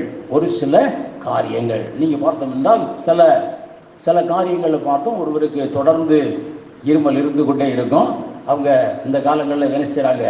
கொஞ்சம் சத்துள்ள ஆகாரத்தை என்ன செய்கிறாங்க? சாப்பிடுகிறாங்க. சொல்லணும்னா அந்த நாட்களில் ஒரு வியாதி, அது டிபி வியாதி அதிகமாக இருந்தது. அந்த டிபி வியாதிக்கு ஒரு காரணம் என்னவென்றால் சத்துள்ள ஆகாரத்தை அவங்க என்ன செய்யலை? சாப்பிடலை. சத்துள்ள ஆகாரத்தை அவர்கள் சாப்பிட நாளுக்கு நாள் என்ன செய்கிறாங்க? பலப்படுகிறார்கள். அந்த கிருமிகள் என்ன செய்கிறது? அழிந்து போகிறது. ஹல்லேலூயா, இன்னைக்கு பார்க்கிறோம், உள்ளான மனிதன் வளர முடியாதபடிக்கு சில இன்ஃபெக்ஷன்ஸ் காணப்படுகிறது, கோபம் காணப்படுகிறது, எரிச்சல் காணப்படுகிறது, கவலை காணப்படுகிறது பிரியமானவர்களே. ஆனால் இந்த உள்ளான மனிதன் நாளுக்கு நாள் பலப்பட்டு கொண்டே போனான் என்றால் இவைகள் எல்லாம் என்ன செய்யும்? மாறி போகும். ஹல்லேலூயா, ஹல்லேலூயா, ஹல்லேலூயா. ஒத்துக்கொள்றீங்களா? ஒத்துக்கொள்றீங்களா? வளர வளர அந்த இன்ஃபெக்ஷன்ஸ் என்ன செய்யும்? மாறும். சத்தான உணவை நீங்கள் உண்ண உண்ண அந்த இன்ஃபெக்ஷன்ஸ் நீங்க என்ன செய்ய முடியும்? மேற்கொள்ள முடியும் பிரியமானவர்களே. சில காரியங்கள் அப்படியா இருக்கிறது. அதனால இந்த புறமான மனிதனை தள்ளிட்டோம்னா திரும்ப அந்த இன்ஃபெக்ஷன்ஸ் வராதபடிக்கு என்ன செய்யணும்? நாளுக்கு நாள் உள்ளான மனிதன் பலப்பட வேண்டும். இந்த உள்ளான மனிதன் பலப்பட வேண்டும் என்றால் முதலாவது பார்க்கிறோம், தேவனோடு கூட நெருங்க வேண்டும். தேவனோடு கூட நெருங்க நெருங்க உள்ளான மனிதனில் என்ன உண்டாகிறது? ஒரு பலம் உண்டாகிறது. உள்ளான மனிதனிலே ஒரு பலம் உண்டாகிறது பிரியமானவர்களே. அதனாலதான் மத்தேயு எழுதின சுவிசேஷம் 6ஆம் அதிகாரம் 33ஆம் வசனம் இப்படியாய் சொல்லுகிறது. நம்ம பார்க்காமலே சொல்ல என்ன அந்த வசனம் சொல்லுது? முதலாவது தேவனுடைய ராஜ்யத்தையும் அவருடைய நீதியையும் தேடுங்கள். தேவனுக்கு ஒரு முதலிடம் கொடுங்க. அப்பொழுது உள்ளான மனிதன் என்ன செய்வான்? வளருவான். ஹல்லேலூயா. காலையில் எழுந்து தேவனை துதித்து தேவனிடத்தில் எல்லா காரியங்களை செய்து தேவனோடு கூட காலையில் ஒரு ஐக்கியத்தை வைத்துக் கொள்வீர்கள் என்றால் இந்த உள்ளான மனிதன் என்ன செய்ய முடியும்? வளர முடியும். ஹல்லேலூயா. புறமான மனிதனுக்கு ஒரு டீ காலையில குடிக்கிறது மாதிரி அந்த உள்ளான மனிதனுக்கு என்ன செய்யணும்? தேவனோடு கூட உள்ள உறவு, தேவனோடு கூட உள்ள ஒரு நெருக்கம் நம்முடைய வாழ்விலே வரும் என்றால் உள்ளான மனிதன் என்ன செய்ய முடியும்? பலப்பட முடியும். உள்ளான மனிதன் பலப்பட முடியும். காலையிலே எழுந்தவுடன் ஒரு நெருக்கம் எப்படி உண்டாகிறது பிரியமானவர்களே? ஒரு நெருக்கம் எப்படி உண்டாகிறது? 2 பேர் இருக்கிறாங்க, சாதாரணமாய் பார்க்கிறாங்க, சாதாரணமாய் ஹலோ ஹலோன்னு ஒரு இடத்துல ஒரு திருமண வீட்டிலே பார்க்கிறாங்க, பார்த்து கொஞ்சம் பேசுறாங்க, அப்புறம் போயிடுறாங்க. அவர்களுக்குள்ளே ஒரு நெருக்கம் எப்படி வருகிறது என்றால் தொடர்ந்து அவர்கள் என்ன செய்யணும்? அந்த டச்சில் இருக்கணும். தொடர்ந்து என்ன செய்யணும்? அந்த டச்சில் இருக்கணும். அது ஒரு 2 நிமிஷம் பேசுகிறவர்கள் 5 நிமிஷம் பேசுறாங்க, அப்போ 5 நிமிஷம் பேசுறவங்க 10 நிமிஷம் பேசுறாங்க, அரை மணி நேரம் பேசுறாங்க. அதற்கு பின்பு சொல்றாங்க, நீங்க எங்களுக்கு ஒரு தூரம் சொந்தம் அப்படின்றாங்க. அந்த சொந்த சர்க்கிளுக்குள்ள வர்றாங்க. இப்படியாய் அவர்கள் உறவு என்ன செய்கிறது? பலப்படுகிறது. அதே போலதான் தேவனோடு கூட நமக்கு இருக்கக்கூடிய உறவு என்ன செய்யணும்? பலப்பட வேண்டும் பிரியமானவர்களே. ஹல்லேலூயா, ஹல்லேலூயா. ஒரு சின்ன வயதில், வாலிப வயதில் என்னுடைய காரியங்கள் ஆலயத்திற்கு ரெகுலராய் சென்று கொண்டிருந்தேன். அவ்வளோதான், ஆலயத்திற்கு ரெகுலராய் செல்வேன். அங்கே இருக்கக்கூடிய கோயிலில் இருந்தோம், இன்னும் எல்லா காரியங்களும் செய்து கொண்டு இருந்தோம். அவ்வளோதான். காலையிலே ஒரு சின்ன ஜெபம், அது கூட என்னைக்காவது ஒரு நாள் தான். இப்படி அல்லது இப்படி போய்கொண்டே இருந்தது. ஒரு நம்பிக்கை வந்து ஆண்டவர் வேலையை கொடுத்தார். அந்த இடத்துல அப்படிதான் போனோம்னா காலையில் தேவனுக்குன்னு ஒரு சின்ன இடம், அவ்வளோதான். ஒரு 2 அதிகாரத்தை வாசிக்கிறது அல்லது ஒரு 5 அதிகாரத்தை வாசிக்கிறது, சாயந்தரம் 5 அதிகாரத்தை வாசிக்கிறது, ஞாயிற்றுக்கிழமை கோயில் சர்ச்சுக்கு போகிறது. இது தேவனோடு கூட உள்ள ஒரு தொடர்பு தான், இல்லைன்னு சொல்லலை. தேவனோடு கூட ஒரு தொடர்பு. ஆனால் இந்த தொடர்பினாலே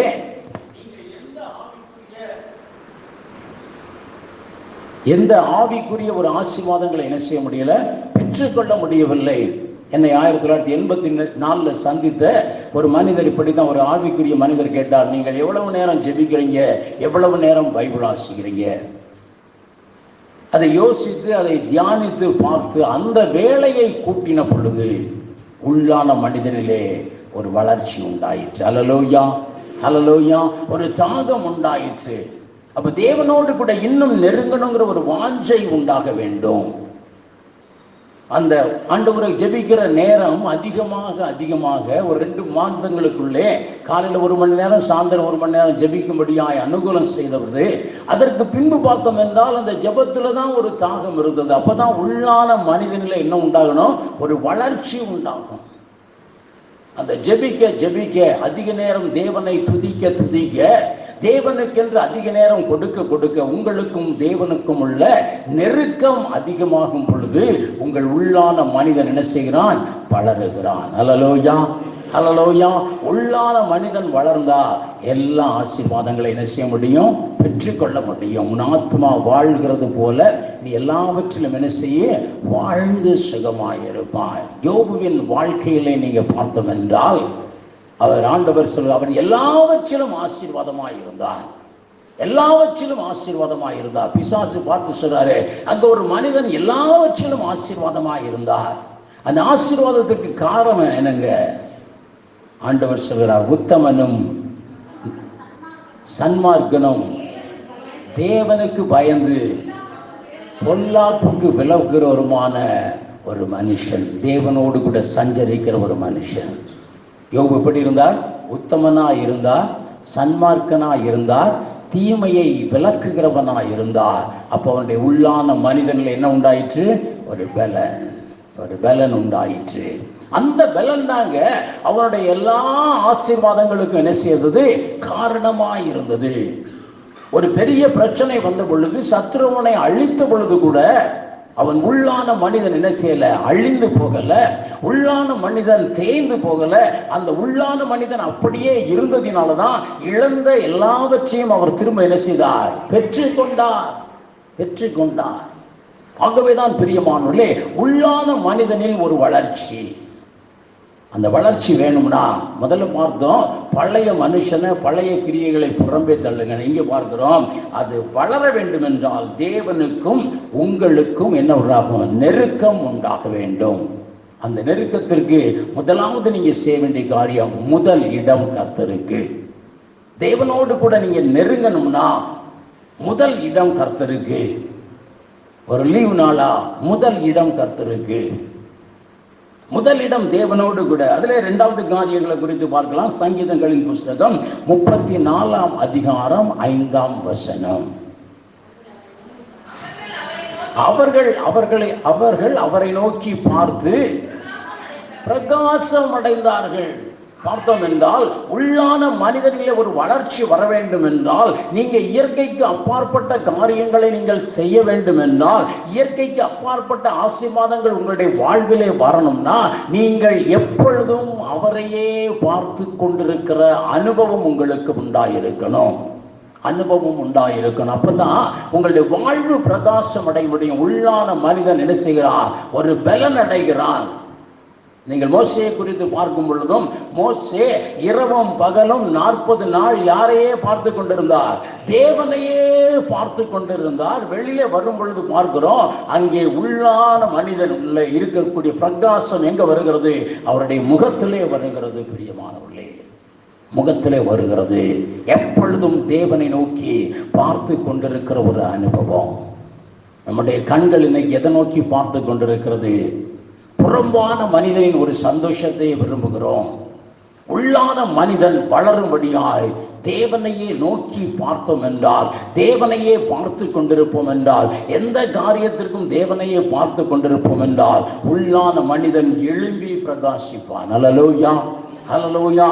எல்லாருக்கும் முன்பாக எல்லாரும் மோசேயை பார்த்து என்ன செய்தாங்க? ஆச்சரியப்பட்டாங்க. அவன் முகம் அவ்வளவு பிரகாசம் அடைந்தது. காரணம், தேவனோடு கூட உள்ள நெருக்கம். எப்பொழுதும் தேவனையே பார்த்து கொண்டிருப்போம் என்றால் உள்ளான மனிதனில் என்ன உண்டாகிறது? ஒரு பிரகாசம் உண்டாகுது. உள்ளான மனிதன் வளருகிறான்.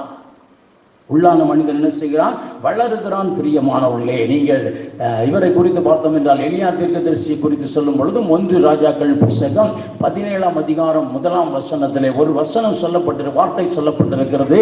எப்பொழுதும் கர்த்தருக்கு முன்பாக நிற்கிற நான்.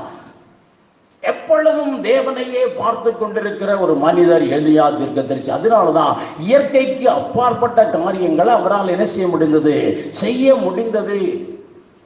அவருடைய உள்ளான மனிதன் நாளுக்கு நாள் என்ன செய்கிறான்? பலன் அடைகிறான். பிரியமானவர்களே, கொஞ்சம் பலன் குறைஞ்சிருச்சுன்னா அவர் யாருக்கு முன்னால போய் நிற்கிறார்? கர்த்தரை பார்க்கும்படியாய் நிற்கிறார்.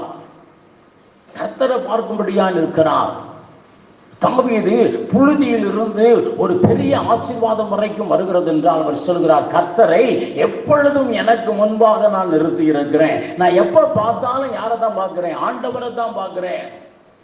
அதுதான் உள்ளான மனிதனுக்கு ஒரு வளர்ச்சி. பிரியமானவர்களே, வளர்ச்சி. எப்பொழுதும் கவலை தருகிற காரியங்களை அல்ல, எப்பொழுதும் மகிழ்ச்சியை தருகிற கர்த்தரை பார்த்து கொண்டிருக்கிற அனுபவம், அது உள்ளான மனிதனிலே ஒரு வளர்ச்சியை கொடுக்கும். பிரியமானவர்களே, ஹல்லேலூயா, ஹல்லேலூயா. இந்த வளர்ச்சியை கொடுக்கிறதற்கு நம்ம பார்க்கிறோம். இந்த வளர்ச்சியை கொடுக்கிறதுக்கு பார்த்தோம் என்றால் பேதுரு அப்போஸ்தலர் சொல்லுகிறார். அப்போஸ்தலர் நடவடிக்கைகள் 6ஆம் அதிகாரம் 4ஆம் வசனத்திலே சொல்லுகிறார், நாங்களோ ஜெபம் பண்ணுவதில் என்ன செய்வோம்? உறுதியாய் தரித்திருப்போம். எப்பொழுதும் தரித்திருப்போம். பவுல் சொல்லுகிறார், எப்பொழுதும் ஜெபம் பண்ணுங்க, வேத வசனம் முழுவதுமாய் ஜெபிங்கள்னு சொல்லி காட்டணும். எப்பொழுதும் ஜெபம் பண்ணுங்க, ஆல்வேஸ் வாட்ச் அண்ட் ப்ரே. அது உள்ளான மனிதனுக்குள்ள என்னத்தை கொடுக்கும்னா ஒரு வளர்ச்சியை கொடுக்கும். பிரியமானவர்களே, ஒரு வளர்ச்சி. இயற்கைக்கு அப்பாற்பட்ட காரியங்களை நீங்க பெறணும், இயற்கைக்கு அப்பாற்பட்ட காரியங்களை செய்யணும். தேவனுடைய வாக்கு தத்தங்கள் உங்களுக்கு நிறைவேறணும், தேவனுடைய அற்புத சுகத்தை பெறணும், தேவனுடைய ஆசீர்வாதங்களை பெறணும்னா உங்கள் உள்ளான மனிதனை குறித்த ஒரு கவலை இருக்கணும். இந்த உள்ளான மனிதன் வளரணும் நினைச்சணும், நீங்கள் நினைக்கணும். அதற்கு தேவனோடு கூட நெருங்குகிற ஒரு காரியம். தேவனுக்கு முதலிடம் கொடுங்க, தேவனை எப்பொழுதும் பார்த்து கொண்டிருங்க. அடுத்து பார்க்கிறோம், எப்பொழுதும் ஜெபத்தில் என்ன செய்யுங்க? தரித்திருங்க. ஹல்லேலூயா. ஆதி அப்போஸ்தலரில் காணப்பட்ட ஒரு பெரிய பலனி தான் பிரியமானவர்களே. எப்பொழுதும் அவர்கள் ஜெபித்துக் கொண்டிருந்தாங்க, எப்பொழுதும் தேவனை நினைத்து கொண்டிருந்தாங்க, எப்பொழுதும் தேவனை பார்த்து கொண்டிருந்தாங்க. ஹல்லேலூயா, ஹல்லேலூயா. அதுதான் பிரியமானவர்களே உள்ளான மனிதனிலே ஒரு பலன். உள்ளான மனிதனில் நிறைய காரியங்கள் இருக்கு, அதை நம்ம இன்னொரு நாள் அதை நம்ம பார்ப்போம். இன்னைக்கு பார்த்தோம் என்றால் ஒரு காரியத்தை மட்டும் பார்க்க முடியும். 1 யோவான் 1ஆம் அதிகாரம் 3ஆம் வசனம்.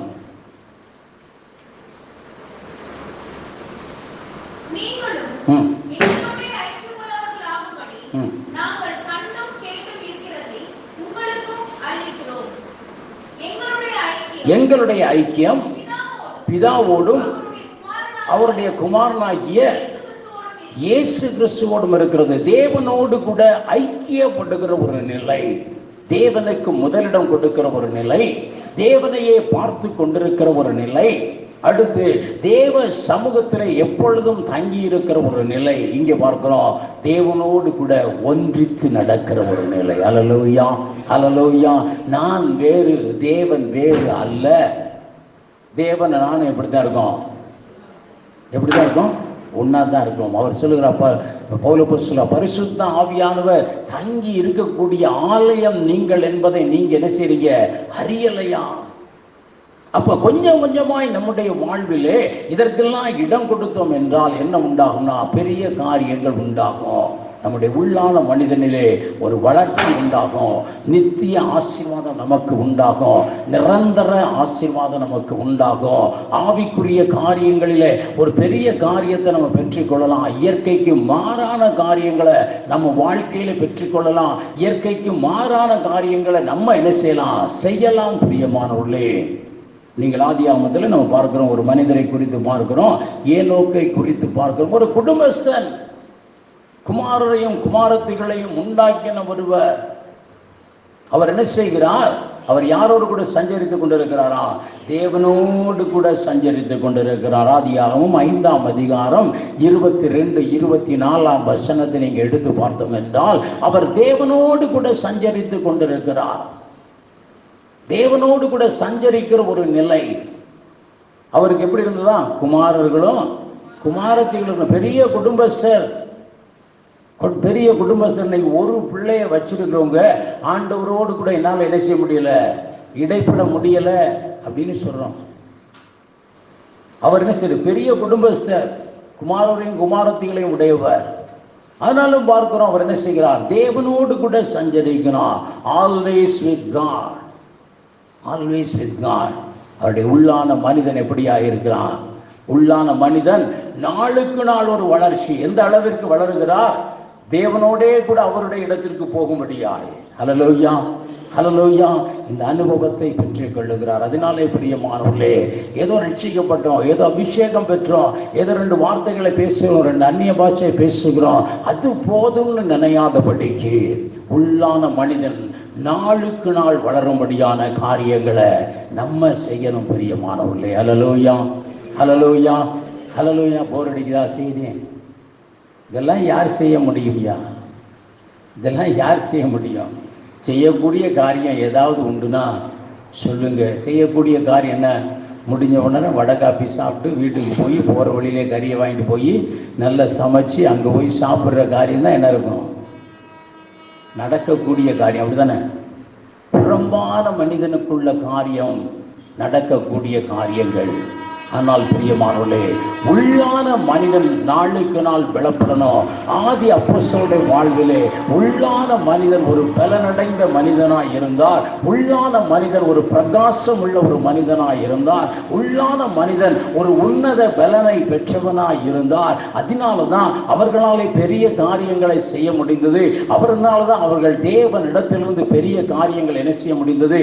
பெற்றுக்கொள்ள முடிந்தது. பிரியமானவர்களே, ஹல்லேலூயா, ஹல்லேலூயா. அதனால இந்த நாளிலே நம்முடைய உள்ளான மனிதனை குறித்த ஒரு கவலை நமக்கு இருக்கணும். அவன் வளருகிறானா? அவன் வளர்ச்சிக்கு நான் என்ன செய்கிறேன்? இன்னொரு 2 காரியங்கள் இருக்கு. இன்னொரு நாள் ஏதாவது இந்த ஃபாஸ்டிங் ப்ரேயர்ல நம்ம பார்ப்போம். பிரியமானவர்களே, இன்னைக்கு பார்க்கிறோம் புறம்பான உள்ளான மனிதனை குறித்த ஒரு கரிசனை. இந்த உள்ளான மனிதனின் வளர்ச்சி தான் நம்முடைய ஆசீர்வாதங்களுக்கு காரணமாக இருக்கிறது. இந்த உள்ளான மனிதனின் ஒரு வளர்ச்சி தான் வாக்குத்தத்தங்கள் நிறைவேறுவதற்கு காரணமாக இருக்கிறது. இந்த உள்ளான மனிதனில் ஒரு வளர்ச்சி வேண்டும் என்றால் புறம்பான பழைய மனுஷனையும் அவன் செய்கைகளை என்ன செய்யணும்? முழுவதுமாய் அகற்றி போட வேண்டும். ஹல்லேலூயா. முழுவதுமாய் அகற்றி போட வேண்டும். அதுல கொஞ்சம் இருந்தாலும் அந்த கொஞ்சம் இதை இன்ஃபெக்ட் பண்ணாதபடிக்கு உள்ளான மனிதன் நாளுக்கு நாள் என்ன செய்யணும்? வளர வேண்டும். உள்ளான மனிதனுக்கு நாளுக்கு நாள் நீங்க என்ன செய்யணும்? ஆகாரம் கொடுக்கணும். ஆகாரம் கொடுக்கணும். பிரியமானவர்களே, ஆகாரம் முதலாவது காரியம் பார்க்கிறோம். தேவனோடு கூட நெருங்கும் பொழுது உள்ளான மனிதன் வளருகிறான். எப்படி தேவனோடு கூட நெருங்கணும் அதை மட்டும் இன்னைக்கு நம்ம பார்த்தோம். தேவனுக்கு முதலிடம், தேவனுக்கு முதலிடம். அடுத்து தேவனோடு கூட நாளுக்கு நாள் நெருக்கம், நாளுக்கு நாள் நெருக்கம். முதலிடம் இன்னைக்கு ஒரு 5 நிமிஷம் கொடுக்கிறோம். அதே இதில் இருந்தோம்னா உள்ளான மனுஷன் எப்படி தான் இருப்பான்? எந்திரிக்க முடியாம தான் இருப்பான். எந்திரிக்க முடியாம தான் இருப்பான். அப்படி எந்திரிக்கும் போது புறம்பான மனுஷன் என்ன செய்வான்? ஒரு தட்டு தட்டி உள்ள போட்டுருவான். அவ்வளவுதான், போதும். இதுக்கு மேல என்ன செய்யாத? செபிக்காத. இதுக்கு மேல பைபிள் வாசிக்காத. இரண்டாவது ஒரு காரியத்தை பார்க்கிறோம். எப்பொழுதும் தேவனையே பார்த்து கொண்டிருக்கிற காரியம். அந்த பார்த்து கொண்டிருக்கும் போதுதான் கவலைகள் அகலும். பிரியமானவர்களே, எப்பவுமே உங்க பிரச்சனையே பார்த்து கொண்டிருப்பீர்கள் என்றால் நீங்கள் நாளுக்கு நாள் நம்ம இருளடைஞ்சு தான் போவோம். எப்பயுமே நம்முடைய பிரச்சனைகளை பார்த்து கொண்டிருப்போம்னா நம்ம எப்படிதான் இருப்போம்? நாளுக்கு நாள் என்ன வரும்? a dullness, a darkness. அதான் நம்முடைய உள்ளத்தில் வரும். பிரியமானவர்களே, அப்ப என்ன செய்யணும்? தேவனை நோக்கி பார்க்கணும். தேவனை நோக்கி பார்க்கணும். உங்களுடைய கவலைகளை புறம்பே தள்ளிவிட்டு, நம்முடைய பிரச்சனைகளை புறம்பே தள்ளிவிட்டு, அந்த பிரச்சனைக்கு தீர்வை எப்பொழுதும் கொடுக்கிற தேவனை நோக்கி நம்ம பார்வை இருக்கணும். அல்லேலூயா. தேவனை நோக்கி பார்க்கும் பொழுது உள்ளான மனிதன் எப்படியான் ஒரு பிரகாசம் அடைகிறவனாய் இருக்கிறான். மூன்றாவது காரியம், எப்பொழுதும் தேவ சமூகம். எப்பொழுதும் தேவ சமூகத்திலே காணப்படணும். தேவ பிரசன்னத்திலே. அதற்கு என்ன செய்யணும்? எப்பொழுதும் ஜெபிக்க வேண்டும். எப்பொழுதும் ஜெபிக்க முடியுமா? எப்பொழுதும் துதிக்கணுமா? சொல்லுகிறார், கர்த்தரை நான் எக்காலத்திலும் ஸ்தோத்திரிப்பேன். தேவன் போன இடத்திலெல்லாம் தாவீதோடு கூட இருந்து அவனை பாதுகாத்து கொண்டார். நம்ம 4ஆம் புத்தகத்தில் அடிக்கடி வாசிக்கிறோம். அதற்கு காரணம் அவர் சொல்லுகிறார், கர்த்தரை எப்பொழுதும் எனக்கு முன்பாக வச்சிருக்கிறேன், அவரையே பார்த்து கொண்டிருக்கிறேன். அடுத்து சொல்லுங்க, அவருடைய பிரசன்னத்திற்குள்ளே இருக்கிறேன். கர்த்தரை நான் எக்காலத்திலும் ஸ்தோத்திரிப்பேன். அவர் துதி எப்பொழுதும் என் வாயிலே இருக்கும். முறுமுறுப்பு இல்லை, கவலையான வார்த்தைகள் அல்ல, அல்லது ஒரு நெகட்டிவான வார்த்தைகள் அல்ல. எப்பொழுதும் அவர் துதி என் வாயிலே இருக்கும். அது உள்ளான மனிதனுக்கு என்ன கொடுக்கிறது? ஒரு வளர்ச்சியை கொடுக்கிறது. அதனாலதான் தாவீது ஒரு நாள் கூட தோற்று போனதில்லை. அவர் புழுதியிலிருந்து எடுத்து எங்க உயர்த்துகிறார்? கண்மலையின் மேல் உயர்த்துகிறார். செழுமைக்குள்ளாய் வருகிறார், வெற்றிக்குள்ளாய் வருகிறார். பிரியமானவர்களே, தேவ பிரசன்னம் உங்களுடைய உள்ளான மனிதனை வளர்க்கும். அடுத்து பார்க்கிறோம், தேவனோடு கூட என்ன இருக்கணும்? ஒரு சஞ்சாரம். தேவனோடு கூட ஒரு நெருங்கின தொடர்பு. தேவனோடு கூட ஒரு நெருங்கின தொடர்பு. அதை வச்சுக்கோங்க. அதுதான் உள்ளான மனிதனை நாளுக்கு நாள் பலப்படுத்தும். பிரியமானவர்களே, இதை பெற்றுக்கொள்ளணும்னா ரட்சிக்கப்பட்ட நம்ம தூய பரிசுத்த ஆவியை பெற்றுக்கொள்ளணும். அவர் தான் நமக்கு இதை தர முடியும். சீஷர்களும் இதை பெற்றுக்கொண்டாங்க. மேலான அனுபவத்திற்குள்ளே வந்தார்கள் என்றால் அது உன்னத ஒரு பலனை பெற்றுக்கொண்டாங்க. இன்னைக்கு பிரியமானவர்களே, நம்ம எல்லா ஆசீர்வாதங்களையும் பெறணும்னு யார் விரும்புகிறார்? தேவன் விரும்புகிறார். அதற்கு எளிமையான ஒரு காரியம். நம்ம பெரிய காரியம் செய்ய வேண்டாம். இருந்த இடத்துல இருந்து கொண்டே ஆசீர்வாதத்தை பெற்றுக்கொள்ளலாம். இருந்த இடத்துல இருந்து கொண்டே அற்புத சுகத்தை பெற்றுக்கொள்ளலாம். இருந்த இடத்துல இருந்து கொண்டே பெரிய காரியங்களை நம்ம செய்யலாம். பிரியமானவர்களே, உங்கள் உள்ளான மனிதனை குறித்த ஒரு கரிசனை, பழைய மனிதன் பழைய செய்திகளை முழுவதுமாய் அகற்றி போட்டு தேவனோடு கூட நெருங்குங்க. இந்த நாளில் இந்த ஒரு வார்த்தை மட்டும் கற்றுக்கொள்ளுவோம். இந்த நாளில் ஒருவேளை இந்த லெந்து காலங்கள் வருகிறது, அதை குறித்து நம்ம பெருசாக பிறகு பேசலாம். அந்த லெந்து காலங்களை தேவனோடு கூட நெருங்குகிற ஒரு காலங்களாய் மாற்றுங்க. உங்கள் உள்ளான மனிதன் ஒரு பலன் அடைவான். ஹல்லேலூயா, ஹல்லேலூயா. அந்த உள்ளான மனிதர்களை பலன் பெறுங்க. அந்த வசனம் சொல்லுகிறது, உன் ஆத்மா வாழ்கிறது போல நீ எல்லாவற்றிலும் வாழ்ந்து சுகமாயிருப்பாய். ஹல்லேலூயா. ஒரு சுகமான வாழ்வு, எல்லாவற்றிலும் ஆசீர்வாதமான வாழ்வு. உள்ளான மனிதன் நாளுக்கு நாள் பலனடையும் பொழுது. ஹல்லேலூயா, ஹல்லேலூயா. இதை குறித்த கரிசனையை கர்த்தர் நமக்கு தருவாராக. இதை குறித்த தீர்மானத்தை நிறைவேற்ற நமக்கு பலன் தருவாராக. எல்லாரும் தலை தாழ்த்தி தேவன் நோக்கி பார்ப்போம்.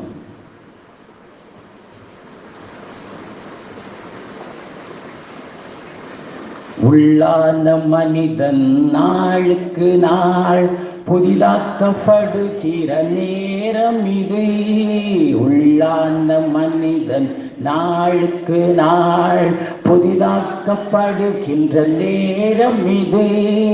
சோர்ந்து போகாதே, நீ சோர்ந்து போகாதே,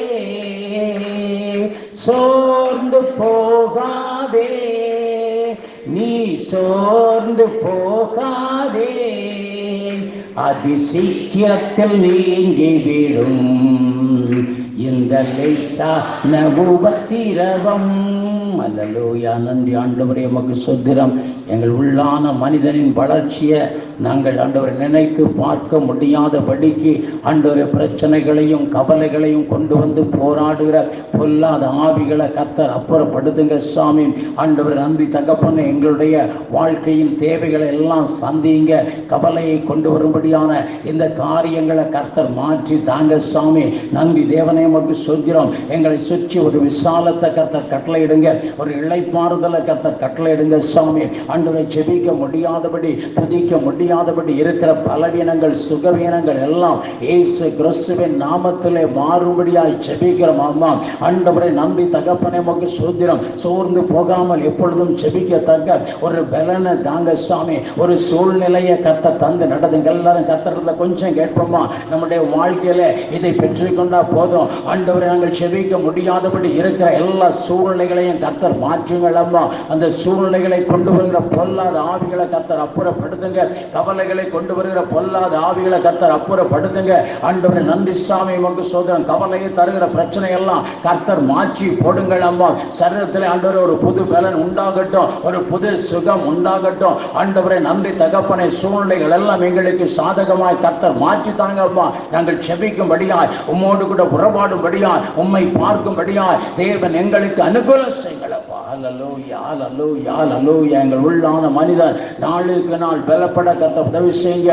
உம்மோடு கூட நாளுக்கு நாள் நாங்கள் நெருங்க உதவி செய்யுங்க. ஆண்டவரை கர்த்தரப்படியே செய்து நடத்துங்க. ஜெப வேளை ஆண்டவரை எப்பொழுதும் அதிகமாக கர்த்தர் உதவி செய்ய சாமி. நம்முடைய கரத்தில் எங்களை தாழ்த்தி ஒப்புவிக்கிறோம். அந்த ஒருவரை பேர் பேராய் ஆசீர்வதிங்க, குடும்பமாய் ஆசீர்வதிங்க. வியாதி பலவீனங்களை குடும்பத்தை விட்டு கர்த்தர் பரிபூரணமாய் அகற்றுங்க. ஆண்டவரை ஒரு புது பலனை கர்த்தர் உம்முடைய பிள்ளைகளுக்கு தாங்க சாமி. நன்றி தேவனே, உமக்கு ஸ்தோத்திரம். பொருளாதார சிக்கல்களை கர்த்தர் மாற்றுங்கள் அம்மா. தேவைகளை கர்த்தர் சந்திங்க சாமி. நன்றி தேவனே, உமக்கு ஸ்தோத்திரம். ஆண்டவரை இதோட வாக்கு தத்தங்கள் எல்லாம் எங்களுக்கு ஆமென்றும் ஆமென் என்றும் நிறைவேற போகிறதற்காய் ஸ்தோத்திரம். நீர் எதிர்பார்க்கிற ஒரு வளர்ச்சி எங்கள் உள்ளான மனிதனிலே உண்டாக உதவி செய்யுங்க. ஒவ்வொரு குடும்பத்தையும் ஆசீர்வதிங்க. ஒவ்வொரு குடும்பத்தின் பிள்ளைகளின் சமாதானம் பெரிதாக இருக்கட்டும். ஒவ்வொரு பிள்ளைகளும் போகையிலும் வருகையிலும் வேலை ஸ்தலத்திலும் கர்த்தர் இயேசு கூட இருந்து காத்து கொள்ளுங்கள் அம்மா. ஆண்டவரே, உம்மிடத்தில் நெருங்கும்படியான சூழ்நிலைகளை தாங்க, செபிக்கும்படியான நேரத்தை கர்த்தர் தாங்க, வெள்ளனை தாங்க சாமி. கர்த்தர் அப்படி தந்து உம்முடைய பிள்ளைகளை ஆசீர்வதியும். நீரே கூட இருந்து பெரிய காரியங்களை செய்யும். உம்முடைய கரத்தில் ஒப்பு கொடுக்கிறோம். கூட இருந்து பாதுகாத்து பராமரித்து ஆசீர்வதிக்கும்படியாய் இயேசுவின் நாமத்தை ஜெபிக்கிறோம் நல்ல பிதாவே, ஆமென். என் ஆத்மாவே கர்த்தரை சோஸ்திரி, என் முழு உள்ளமையோட பரிசுத்த நாமத்தை சோஸ்திரி. என் ஆத்மாவே கர்த்தரை சோஸ்திரி, கர்த்தர் செய்த சகல உபகாரங்களையும் மறவாதே, ஆமென். நம்முடைய கர்த்தராகிய இயேசு கிறிஸ்துவின் கிருபையும் பிதாவாகிய தேவனுடைய அன்பும் பரிசுத்த ஆவியின் அன்பின் ஐக்கியம் சமாதானம் சந்தோஷம் நம்மளோடு கூட இன்றும் இன்று சதாகாலம் உண்டாயிருப்பதாக, ஆமென். ஹல்லேலூயா, ஹல்லேலூயா, ஹல்லேலூயா.